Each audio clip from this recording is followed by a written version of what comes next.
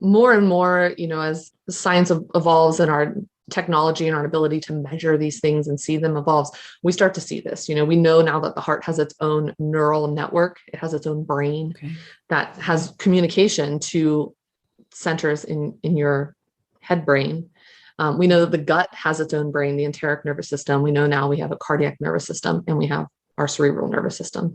So we have these different things, and those are very real sensations. In trying to heal the heart or treat the heart, because these things are so intertwined, then we have to treat all aspects of that.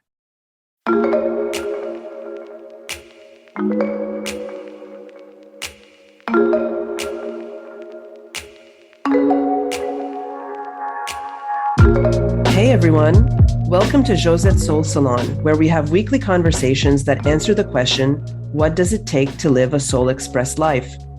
I'm your host, Josette LeBlanc, and during this episode, I speak with Jacque Boone, owner, founder, and CEO of Reveal Wellness.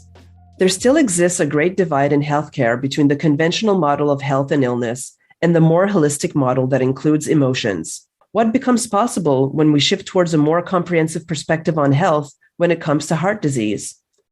Jacque Boone is the perfect person to answer this question. Jacque is a board-certified acute care nurse practitioner, light worker, and patient advocate. She holds many titles, including Certified Functional Medicine Practitioner, Certified Integrative Nutrition Health Coach, Usui Holy Fire Reiki Master, and Holistic Pelvic Care Practitioner. She started her own integrative medicine micro practice in 2018 and has since embraced her intuitive and energetic gifts, bringing those into full integration with the healing work she does as a nurse practitioner. While running her business, she continues to work in the conventional healthcare system, treating patients with advanced heart failure. During this episode, we dive into the world of heart health, the differences in perspectives between conventional and holistic medicine, bridging science and spirituality, the impact of emotional work on physical health, healthcare delivery in the United States, and the ripple effect of holistic medicine. You'll want to listen to the end to hear Jacque explain how the current unsustainable healthcare paradigm can shift with an increasing availability of holistic healthcare. To connect with Jacque, check the links in the show notes. And if you enjoy what you hear, make sure to subscribe to this podcast and leave a review. Now let's get into the salon. All right, Jacque. Oh my God, I'm so excited to be here with you to be talking about this topic. I know it's something that you and I have gone back and forth on quite a bit, and it's just a pleasure to talk about holistic heart care in public with you. Yeah. Yes. I love it. I'm so excited. Yes. Oh, awesome. I got chills everywhere. Okay, good start. Today we're here to talk about true holistic heart care. So the intention is to look at heart care from all facets. So spirituality, physical, like the physical, spiritual, emotional, mental. This is really Jacque's specialty. I can only speak maybe from the spiritual perspective, maybe the emotional.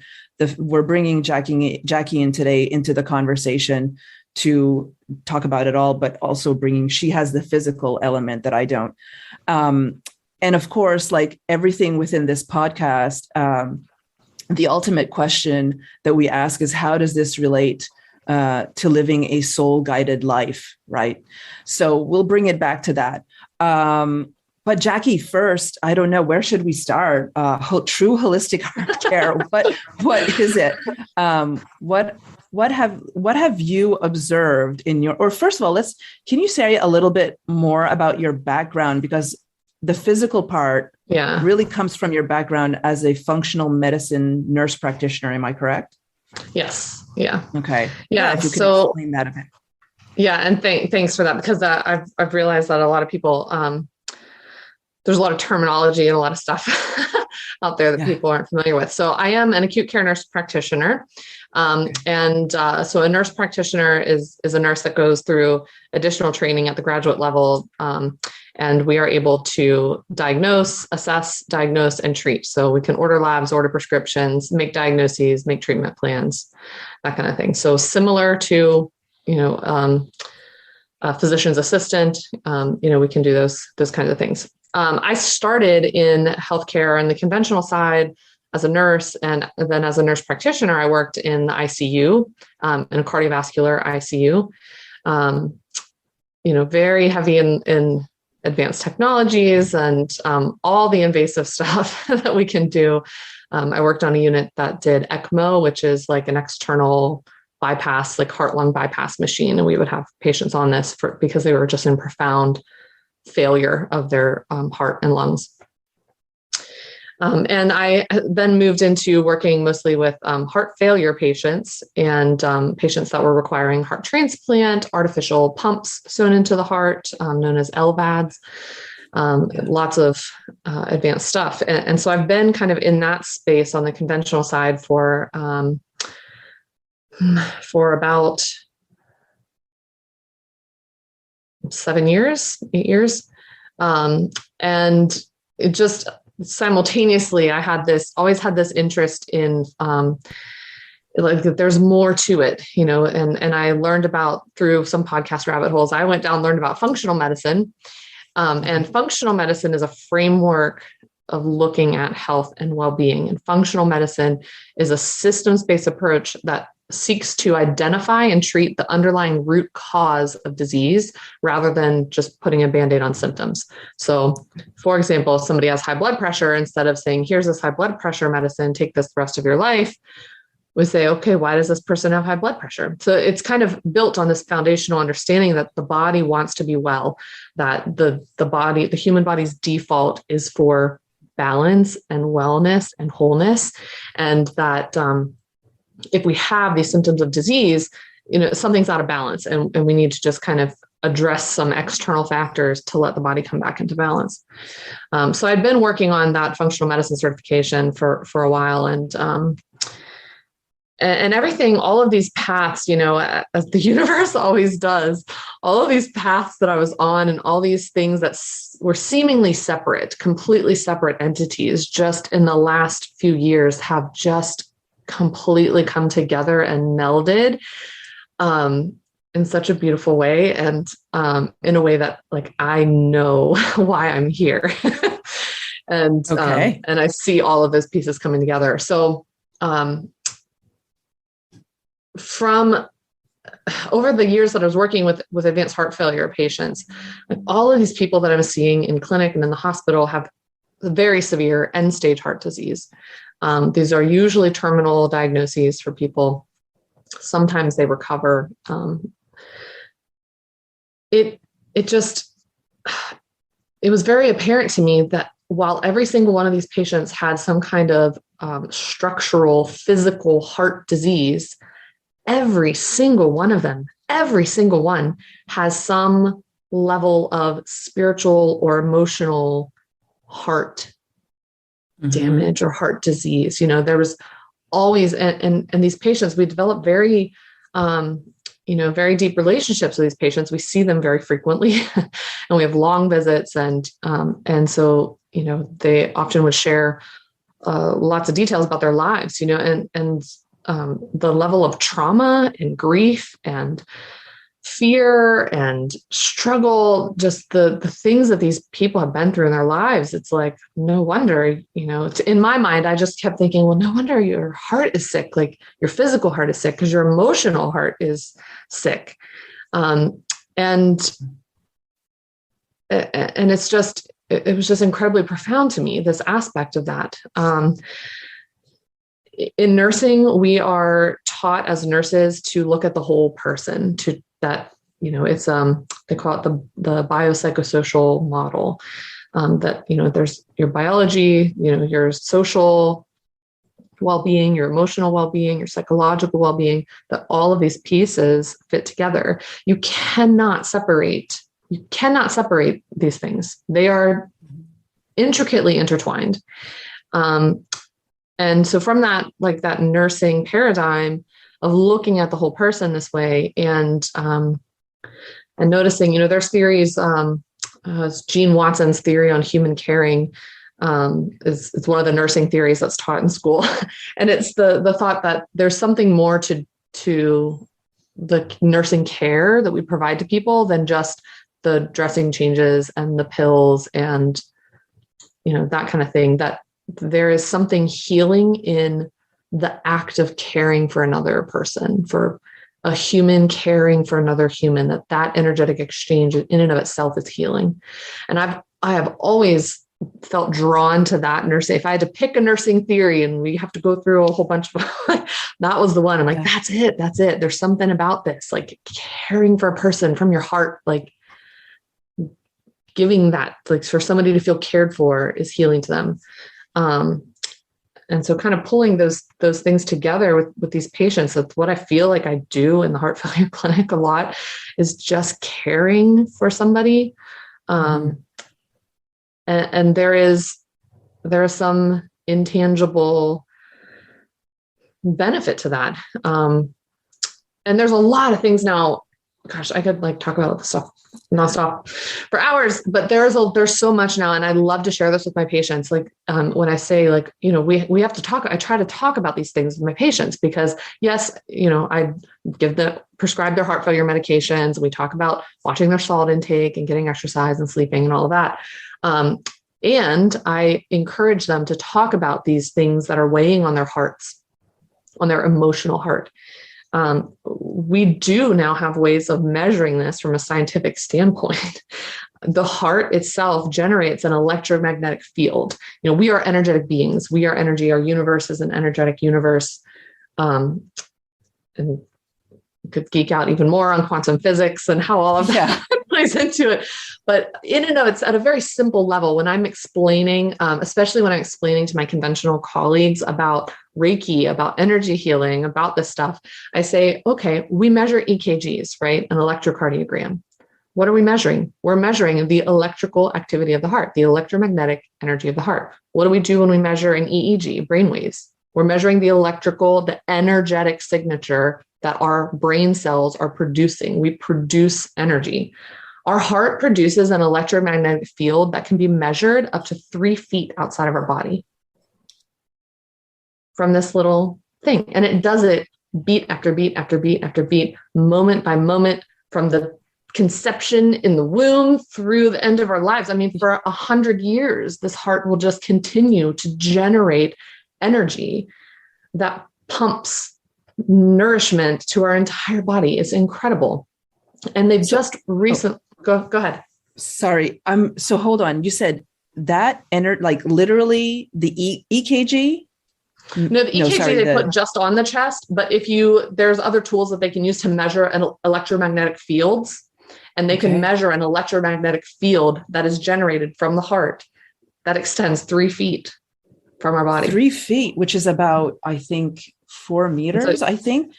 It's about a yard. Yeah. Oh my gosh. So that is, and when you say that, let's put you in context. You're in the United States, in Eastern United States, and most of your experience is there, which is, we don't need to name where, but yeah. Okay. Just for context. Okay. So, sorry to interrupt you, because please, I want to hear more, but I also want to know why, how is it that the spiritual connection does not, or spiritual, like it's an energy force, and so much of the world of science and spirituality is divided, right? Mm-hmm. Like when we say energy work, because you're a Reiki practitioner, I'm an energy worker, and there's so much tension between the world of science and the world of spirituality. I guess it depends who you're talking to. But I definitely want to riff on that later, because I guess what you're saying right there is the scientific proof of the power of energy, like of the value of energy, the existence of energy. We do acknowledge it. We do acknowledge it in the Western conventional medical system. We acknowledge it in this no woo-woo, kind of mode. And I love bringing that together. I view myself as, and I got the message, like you're a bridge. You're bridging these two worlds and helping people to see that this isn't something really far-fetched and out there. This We know it. We just don't think of it in those terms. Okay. So I either tell people when I'm trying to get them to understand that their state of being, their energetic and emotional state of being matters to their physical health. I'll talk about, we measure this EKG, right? That measures the electrical, you generate energy. I talk about the way that most people have had an experience where you have walked into a room and having no knowledge of what was going on in that room, but you felt something, like you knew you walked in on something, where people say you could cut the tension with a knife, you could feel it. Everybody's felt, what did you feel? You didn't hear any conversation, you didn't see anything, you didn't witness, but you feel the energy of what people were putting out. Animals are highly attuned to this. Children, young children, babies, highly attuned to this. You see it all the time where animals react to one person and not, they're reacting to the energy. That's how animals communicate with each other, is through the energy. So we see that. I also will ask people, especially parents, like, you have a child, I have children, like, you love your child. You have love for your child, and you would say that that love for your child is a real thing, right? Can you show it to me? Can you show me what love looks like? Can you put some in a cup? Can you measure it? Can you measure how many ounces of love you have for your child? So you can't measure it. I can't see it with my eyes. I can't taste it. I can't smell it, but it's real. That's as real of a thing as you can know of. And it's powerful. So why is it okay to believe that, but not believe, these other things are just as real, that these other emotions are just as real? When our emotional state changes, so we change from happy to fearful, or from gratitude to anxiety. When we have shifts in our emotions, there are over 1,400 biochemical changes in the human body that happen when those emotions change. 1,400. 1,400 biochemical changes that happen in your brain. When you I talk about this with stress too, with people in stress and managing what inputs are coming into your body and into your energetic field. Were you a fan of watching scary horror films when? Oh yeah. Yeah. Every Friday, weekly. It was the only thing to do in my hometown. It's come on, we had nothing to do. So movie night. Yeah. Awesome. I used to when I was younger, and I don't like them any. After having kids, I'm I have enough things that I'm afraid of in the world. I don't need to purposely make myself scared anymore. But I used to love, to go to these scary movies, right? And when you're sitting watching that movie, even though you in your logical brain know that that's not real, it's just a movie, but what do you feel? You feel yourself get tense, you feel yourself get clammy, you feel your heart rate increase, you feel your breathing, holding and tensing your body. Why do you feel those things? Because there are biochemical changes happening in your body in response to what you're seeing on a television screen. Right. So it's your emotions, what you perceive, how you perceive the inputs in your environment cause physical changes in your body. Yeah. So our emotional state and our physical health, you cannot separate them. You can't. And our heart, as much as it is the mechanical pumping center of blood and oxygen and nutrients for our body, it is also the center of our emotional pumping system to our body. And more and more, as the science evolves and our technology and our ability to measure these things and see them evolves, we start to see this. We know now that the heart has its own neural network. It has its own brain that has communication to centers in your head brain. We know that the gut has its own brain, the enteric nervous system. We know now we have a cardiac nervous system, and we have our cerebral nervous system. So we have these different things, and those are very real sensations. So in trying to heal the heart or treat the heart, because these things are so intertwined, then we have to treat all aspects of that. You have to talk, I work on getting my patients to talk about what they're feeling, just to listen to them and validate their feelings and their experiences. to ask, you know, what kind of things do you do to take care of yourself? What kind of support system do you have? What things bring you joy? When's the last time you did something that you enjoyed? What's a hobby you used to do 20 years ago you haven't done in forever? And that, in my mind, is just as important. That's just as much a prescription that I write as their, you know, guideline directed medical therapy for heart failure. Okay. So I'm curious, with these patients that you talk to this way, have you seen a shift in some patients where they took this information to heart and maybe started going to therapy or started to see an energy healer or something like that, where they started to take their emotional life more seriously, and then their heart condition changed? I mean, if not, no worries, but I'm just curious if that, have you noticed that? Is that ever something that happened? Okay. Yeah.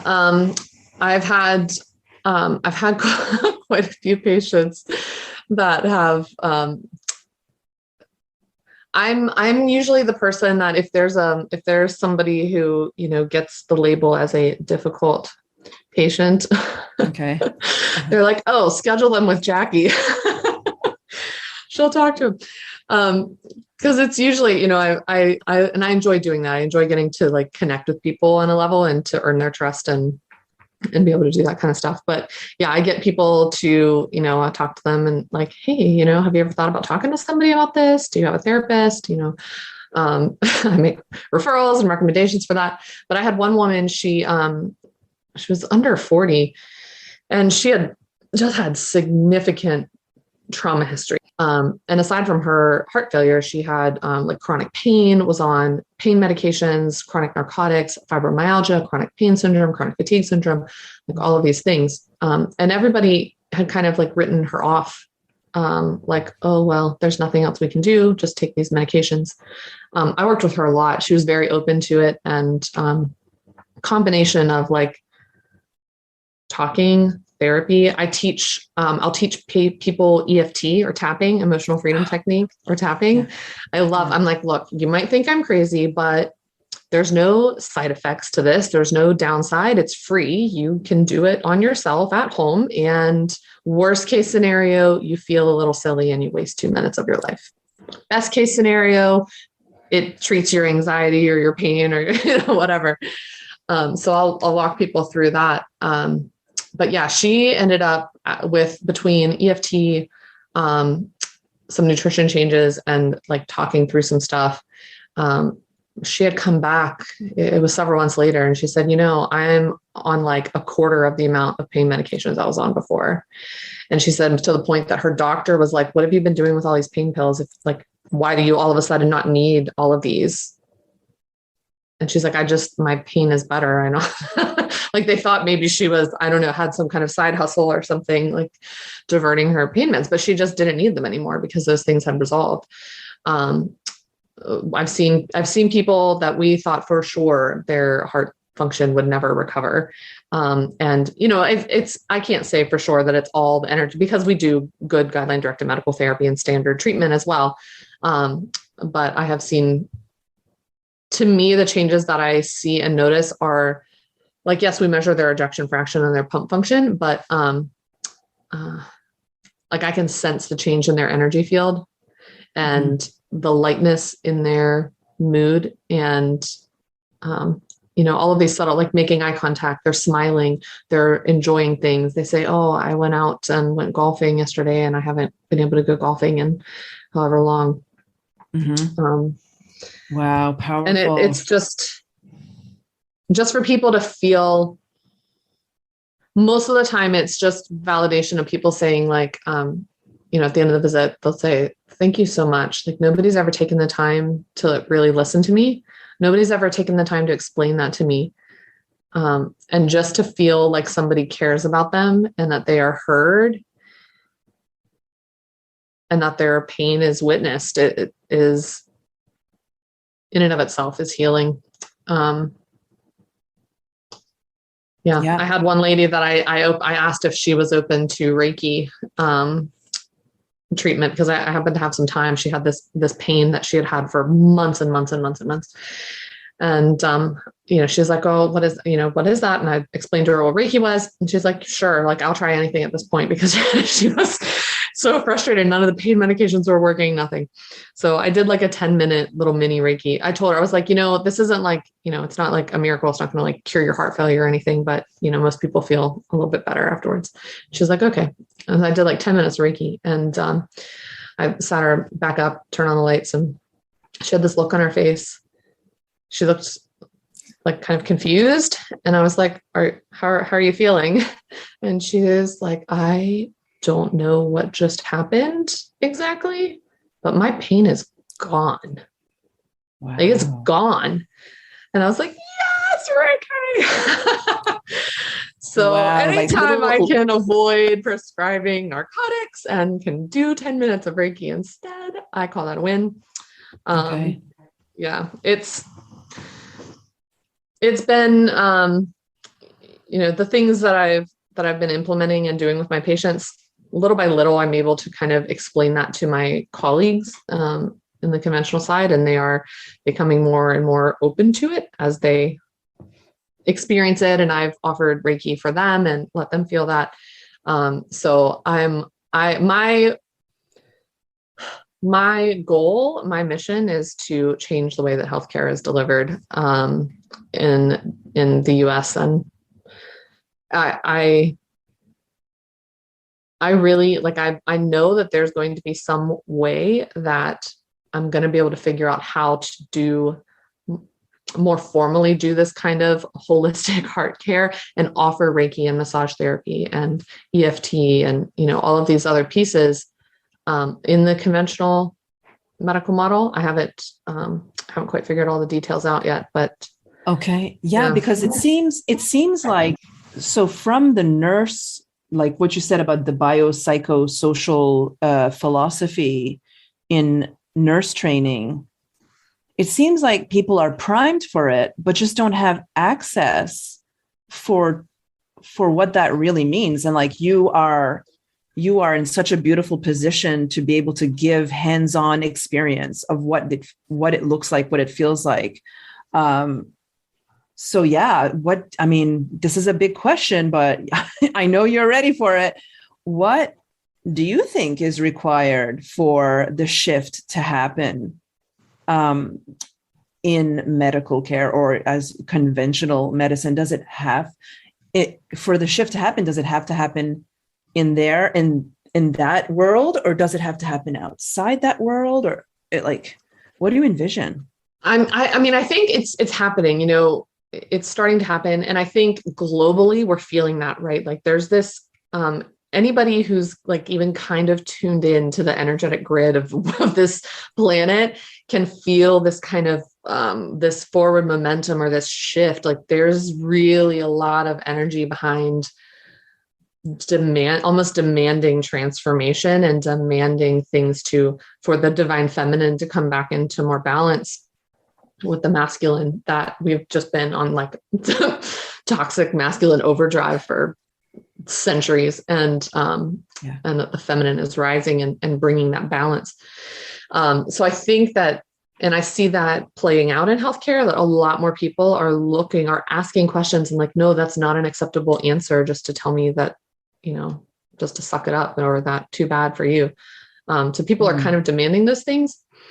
So I think it's going to be both. I think it has to be some pressure from the outside, because at the end of the day, and I can't speak to healthcare systems outside of the US, but in the US, healthcare is a business. It is a business. Mm-hmm. It is run for profitability. It is run for the bottom line. It is run for financial goals. It is not, decisions are not made in healthcare based off of what is in the best interest of the patient. That doesn't mean that the individual providers, the individual nurses and doctors and respiratory therapists, we all want to do what is the best thing for the patient, but we are not the ones writing the checks. So this is not all like a dig or attack on healthcare providers on the conventional side, because you are just doing the best you can in a broken system. But the system itself, the insurance companies, the pharmaceutical companies that are driving, it is a business. So my barrier, even in starting a program where I'm working now is how I have to figure out a way to make it profitable for the hospital. Otherwise, why are they going to pay me to do this thing just because patients like it and they feel better? If it's not resulting in decreased costs for the hospital, cost savings, maybe they can negotiate better contracts with the insurance companies. Can we bill? Is it a billable service? Is it something that the insurance is going to pay for? Will Medicare and Medicaid pay for it? All of that. So that's the barrier, because if you can't make it make sense in the financial bottom line, it's not going to happen unless there is so much demand from the public, from the customer base, that's going to drive changes in what's offered. So one way or another, it has to provide like a competitive advantage or some kind of financial advantage in order for that to happen. There has recently been a lot more movement in functional medicine, being, more things that functional medicine providers are doing to be able to bill. But at the end of the day, I think that it's, I don't want to see us shove conventional and alternative healing modalities into the conventional box. I want to burn. Do we curse on your podcast? Yeah, go for it. Or is it? Go for it. Yeah. I want to burn that fucking box down. Like, it needs to go away. That box needs to go away, because the box of conventional medicine and conventional healthcare has been built on patriarchy and white supremacy, and it is inherently ingrained in the way that everything about our healthcare system runs, and it has to go. It has to go. It's like, it has to go, and we have to have a new model and a new way of doing things so that we have truly integrative care, that we have truly empowering patients, to care for themselves and to love themselves, and that we are having equitable access to healthcare. Okay, so is it possible to create that model that you're talking about? Because I know your visions for what's possible. Is it possible to create that model alongside the conventional model? Is it possible? So that we create this kind of like experimental entity, right? So we like, okay, we're going to see, imagine that it's burned down. I'm going to go on the side here and create this holistic care that I'm envisioning. I'm going to do it. I guess you still have to kind of, the patients within that system would have to be able to afford things. I guess that would be the challenge. Yep. Like my patients now that I see in heart failure, I mean, they're choosing already between buying groceries and buying their prescription medications that are life-saving prescription medications. So sometimes they can't pay their electric bill. I mean, they really, and that's what a lot of functional medicine is, like concierge, really high-end stuff, which is great for that people that can access it. But that's not my mission here on this planet. That's not why I'm here. So I've been like racking my brain. How can I do it? I think that the conventional system is burning down on its own, and the pandemic has just accelerated that because it's not sustainable. It's not sustainable. And even in terms of heart failure, we have like exponential increases in the number of patients that are diagnosed with heart failure every year. We don't have exponential increases in the number of heart donors. This is not going in a direction that is sustainable. Same with diabetes care. We spend billions, trillions, quadrillions of dollars on diabetes care. And these are the kind of long-term chronic diseases that can be treated with functional medicine. So I think it's going to have to change. And we are in the functional medicine community building that alternative. So it'll be there maybe whenever they need something. I am working on trying to set up something like make a pilot program, proof of concept. I need proof of concept. Like currently in the heart failure realm, at least, hospitals and health systems tend to lose a lot of money on readmissions because heart failure patients are they come back into the hospital within 30 days of leaving the hospital. And if they are readmitted within 30 days, the hospital doesn't get reimbursed for that stay from the insurance company. Okay. So if the patient gets readmitted, the hospital loses thousands of dollars. Right. Yeah. Tens of thousands of dollars. So there may not be, while it may not be profitable, if it can improve people's health and their self-management enough that they don't get readmitted, maybe it can save money. And that would justify the low cost of doing it. I don't know. I think there's lots of different ways to go about it. But I think that the conventional system is going to collapse on its own. And, we're kind of building these frameworks in functional medicine to be able to take over. My only, I don't know, I've racked my brain about how to do it. Do I get a nonprofit? Do I need to go find investors? Do I need to go find people to I was just going to say, to this cause? Hey, if anybody out there listening has some money you want to donate, I would love to start a nonprofit to provide truly integrative healthcare to historically marginalized communities. Yeah, we can find some benefactors. That's the way to go. Because I'm sure, I'm sure there's many people with money out there who have good hearts, healthy and expensive, who would love to support this model and see and just experiment with what it would look like. And and the beauty of this experiment is that it can't fail.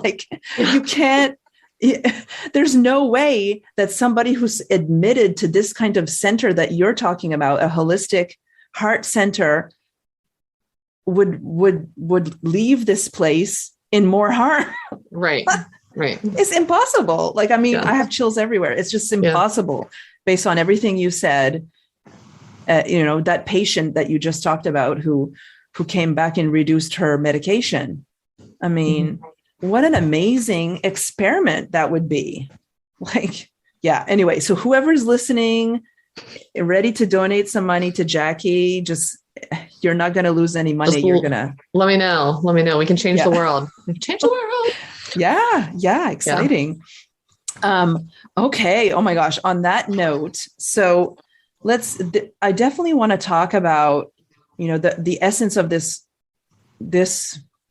program or this show is talking about how we can live a soul guided life. So, to me, whenever the word heart can be interchanged with, can be changed up with the word soul, people often say soul, say heart, So, I mean, it seems pretty obvious, but how does taking care of one's heart allow you to live from your soul's, allow to live your soul's life, rather than this only this shell or the egoic life, right? What are your thoughts on that? Yeah. I definitely agree that we talk about heart and soul, the heart and soul of your business, the heart and soul of, the home, all of this terminology that doesn't come from nowhere. And I think that a lot of these patients, the issue is that they have disconnected from their heart, from their energetic heart. And that's where the imbalance, comes from. So when I'm able to guide them on hey, how you feel matters. And you have this, you can care for yourself. And I'm guiding them to reestablish that connection with their energetic, spiritual heart, with their soul. On my journey, my spiritual journey, I said in the beginning, all these things that I had gone through and these different places I'd worked, these different things I'd done seemed to be all just separate, disconnected things. But I now can see how they came together. And I really genuinely feel like every patient that I end up seeing, every person that I sit down with in that clinic, I did not want to go back and work in this clinic. I worked in this heart failure clinic before. It was a very toxic work environment. I left. I did not want to go back. And the opportunity to come back, it came around. Some other things that I really wanted did not work out. And that was crushing. And then this was come back. And I was like, no, source. I don't want to do it. I was throwing a temper tantrum, and it was no, you need to do this. And I was like, no, I'm not doing it. And our friend Leilani, I was talking with her, and she was no, going back to this job is part of it. It's part of your journey. And I was like, God, I don't want to do it.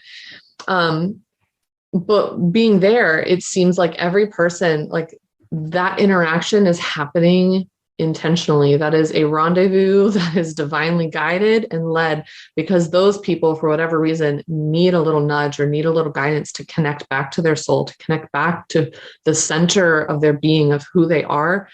And I don't know the downstream ripple effects, but it's, all of these little ripples in this pond.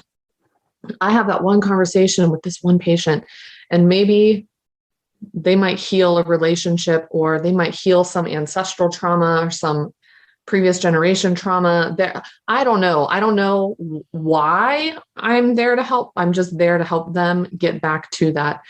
And that just continues to have a ripple effect. So me saying yes to my soul's journey, me saying yes to going to be a Reiki practitioner, to having the courage to talk to patients about this stuff and get over like, well, what if they think I'm a quack? What if they think I'm like Looney Tunes? Somebody's going to report me to the board. I'm going to lose my license.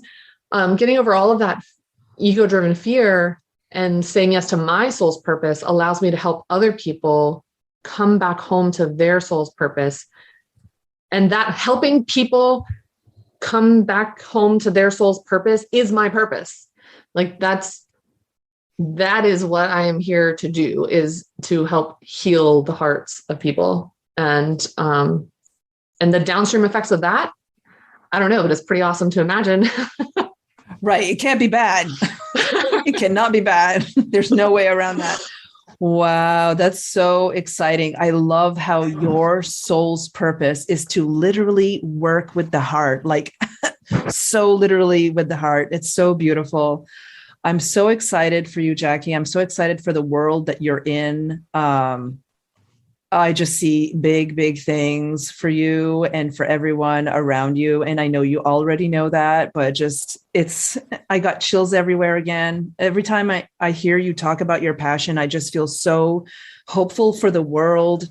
And it's such a blessing, such a blessing. Okay, so we're going to wrap up here. Could you let us know where we can reach you to follow your brilliant journey, and to also, so the benefactors can give you some money? Yeah. That would be the best surprise from the universe ever, ever, ever. I love surprises from the universe. So I have recently gone through a rebrand. My initial business name was Blissful Heart, and I came up with that name years ago, not thinking that I was going to do anything actually heart related. My middle name's Bliss, and I don't know why that name just like plunked into my head. Well, I know why, because the universe gave it to me. My current business is Reveal Wellness, and I'm saving Blissful Heart because I have a feeling that that's going to be my nonprofit one day. So on Facebook, facebook.com/reveal, REVHEAL, like Rev Heal. Reveal Wellness, and Instagram is reveal_wellness. Website is revealwellness.com. Okay, well, we'll have all of that in the show notes. Absolutely. So you'll be able to click very easily and find Jacque. And I'm just so excited for your new revelation. You're revealing. It's going to be it's so exciting, and just really delighted to speak with you today. Thank you so much, Jacque. Thank you so much for having me. It's been a pleasure.